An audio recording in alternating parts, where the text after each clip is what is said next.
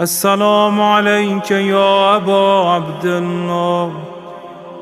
السلام عليك يا ابن رسول الله.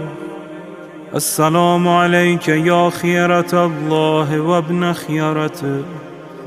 السلام عليك يا ابن أمير المؤمنين وابن سيد الوصيين.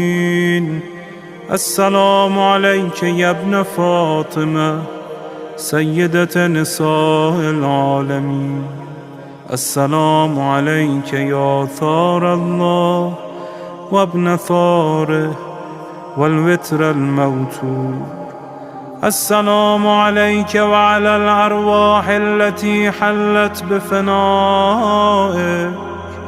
عليكم مني جميعا سلام الله أبدا ما بقيت وبقي الليل